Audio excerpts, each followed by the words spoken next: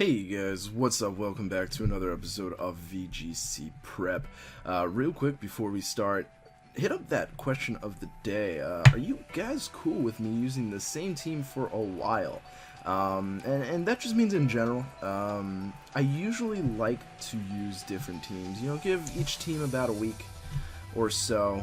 I did that 2 losses in one episode thing.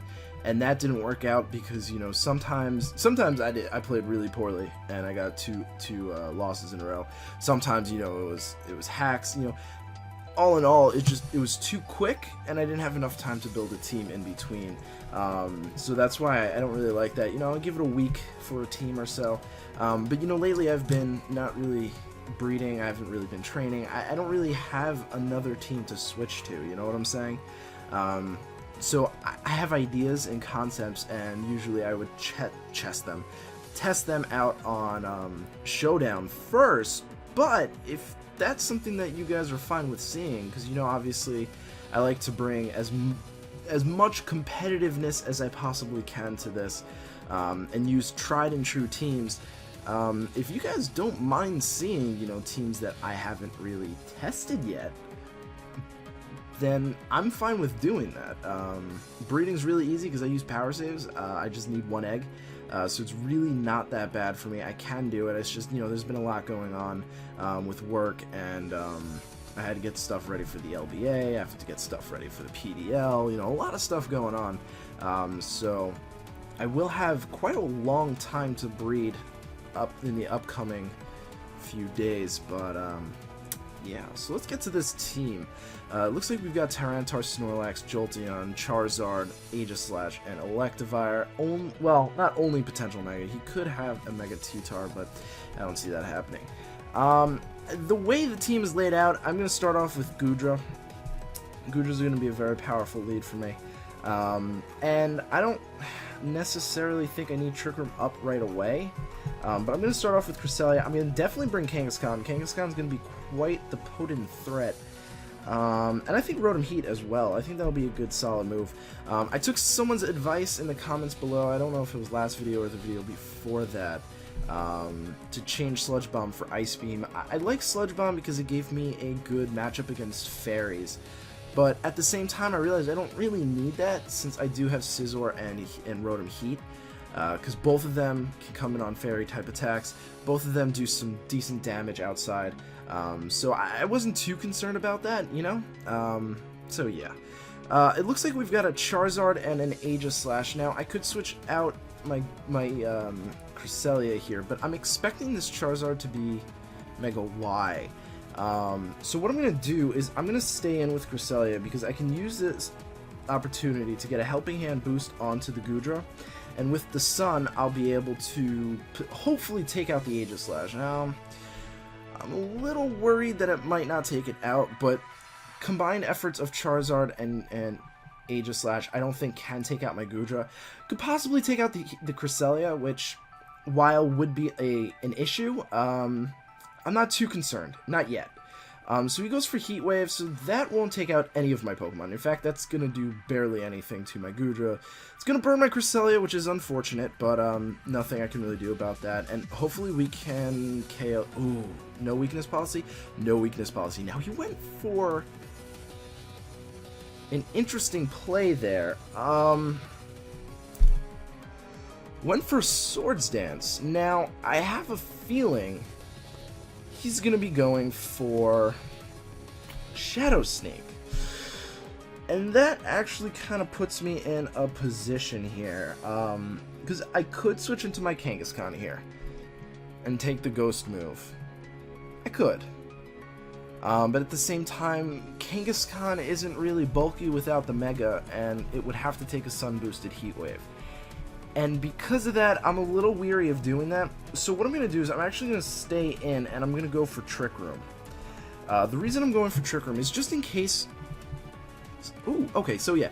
Just in case something like that happens where maybe he doesn't actually go for a move like that. If he doesn't target the Cresselia.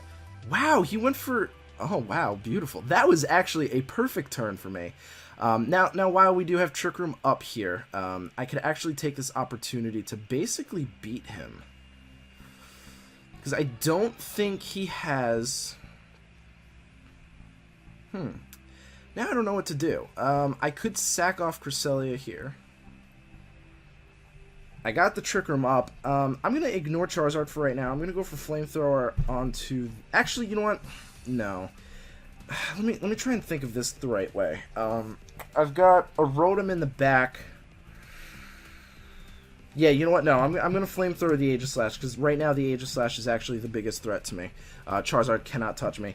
And I'm going to Psychic the Charizard just to get some chip damage off. I'm fully expecting Cresselia to go down to... Oh, okay. Protect with the Charizard. I could have switched into Kangaskhan there.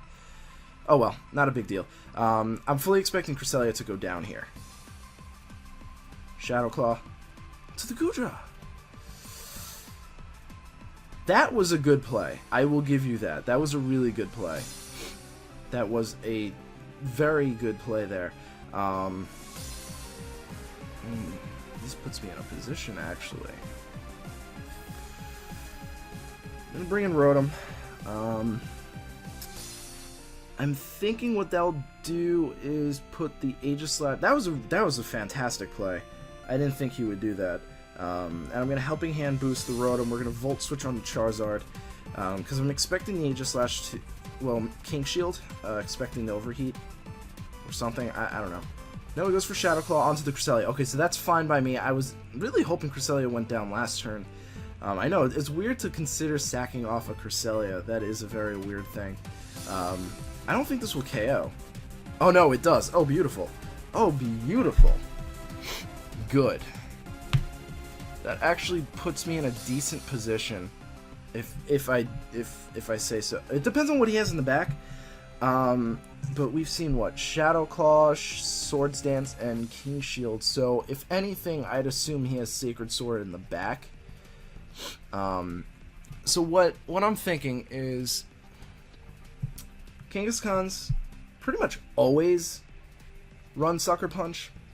So he's probably going to King Shield this first turn. It depends on what he brings out. It's going to be the Electivire. I do feel like he is going to switch out here. So what I'm going to do is I'm going to Hammer Arm the Electivire. I want to get that speed drop, and I'm going to Volt Switch onto the Aegislash. I could burn it, but actually that might have been a better play. Protect and burn. I don't know. We'll see. I think Hammer Arm will take out the Electivire. No, he goes for Sacred Sword. Yeah, no, I should have protected there. Do I survive? I don't survive. That's fine, though. I mean, not the happiest of campers, but he did outplay me with that turn, going for the Goodra instead. That was also, like, just completely my fault. I should not have ever gone for Trick Room with an Aegislash on the field, especially after it went for Swords Dance. The reason why I did that was because I was expecting that turn to happen, sort of. I was expecting Cresselia to take some...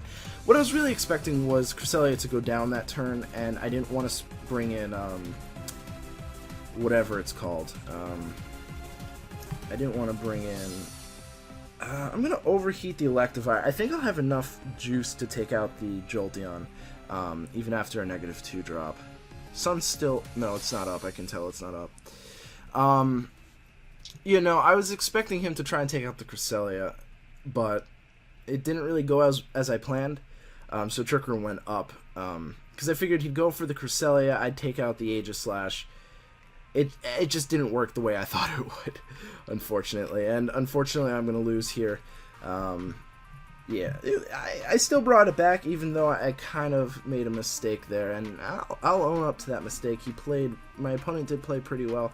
I didn't think he was playing pretty well until he made that play, and then that kind of made it a better game. I'll be quite honest, I underestimated my opponent a little bit there. Quite did. I did. I looked at that team and I was like, this is going to be a cakewalk. And it might have been if I didn't make that play. That play was pretty stupid, but at the same time, I really didn't want to switch in Kangaskhan on a Sun boosted Heat Wave. I mean, honestly, I think the fire type move would have done a lot more than Solar Beam. Because you got Stab, you got Sun. Heat Wave is what? It's spread, so it's about... Don't want to do math in my head, really, to be quite honest with you. It's about, like, what, 70 base power or something? Because it's spread. I still think it would have done a little bit more. And plus, Goodras are usually Sap Sipper. Never Hydration, sometimes Gooey, but if I'm running a Trick Room, the team, there's no reason I'm running Gooey. We've got a Gengar, Aegislash, Ferrothorn, Hydreigon, Ninetales, and Gliscor. He's got two Ghost types. Interesting. And I'm trying to think what my best play would be. I mean, Goodra, again, is a really brilliant lead here, with the exception of Hydreigon. But it doesn't have an item, and I really don't know if I want to just consider that as a threat or consider that as something like, you know, not good. I'm thinking, if I start off with Goodra and Cresselia again, it's got a lot of ghost types. Cresselia's, I'm gonna start off with Goodra and Kangaskhan. We're gonna have Gardevoir in the back, specifically for the dragon. Well, you know what? You know what? Yeah, I'm gonna bring Scizor instead to take a Draco. I don't know if it can. I've really never needed to calc for that, so I never did. And we've got Flamethrower on Goodra, so Ferrothorn is pretty covered. And I'm thinking, I guess Cresselia would be the next best option. I know there's 3 things that can hit me super effectively, but not a single one of them can take me out in one hit. And I do have a partner, so I think Goodra is going to be the main player here. There's a lot of special attackers here, and I just don't see Rotom being too useful. It's got a lot of things that resist it. I mean, a lot of things that can take, don't really want to take it. And at the same time, Gardevoir. Well, Gardevoir goes down too quickly to these Pokemon. Yeah. You know what? I'm gonna go with that. That's my gut. That's what I'm saying. Yeah. So hopefully I'll bring, you know, like a new team at some point. I really just don't know what I would bring, to be quite honest with you. I really don't have anything. So starts off with Hydreigon and Gengar. So begs the question, is he going to Draco? I'm surprised he even brought the Hydreigon, because it doesn't have an item. I guess he may not know it doesn't have an item. Or he just doesn't think it needs an item. You know, there's some Pokemon that I think that don't really need items. One of which is Sableye. I think Sableye can get away with not having an item. You know, priority recover, priority everything pretty much is pretty good. It doesn't need any boost in attack because it's pretty measly, and it really relies on like foul play and knockoff. So like something like Sableye doesn't really need an item. You know, obviously an item doesn't hurt, but I'd say it can get away with it not having an item. Hydreigon, on the other hand, I think does need an item, especially for, you know, getting KOs and stuff. Not really sure how that's gonna happen. So I think he's probably just gonna he's just gonna hit my Scizor, so I'm gonna switch into hit my Goodra there, so I'm gonna switch into that, and I'm just gonna Hammer Arm the Hydreigon. He might just be predicting a Fake Out too. That's very possible. Fake Outs do happen. So we'll see what the Gengar wants to do, because the Gengar has pretty much free reign right here. Doesn't have to worry about fake outs and stuff like that. It might have Focus Blast, in which case if he doubles into the Kangaskhan, that will be a problem. No, it goes for Dazzling Gleam. What did I have? Oh, I had Goodra. Okay, so that kind of makes sense. And he goes for Dark Pulse. Interesting. That barely does anything.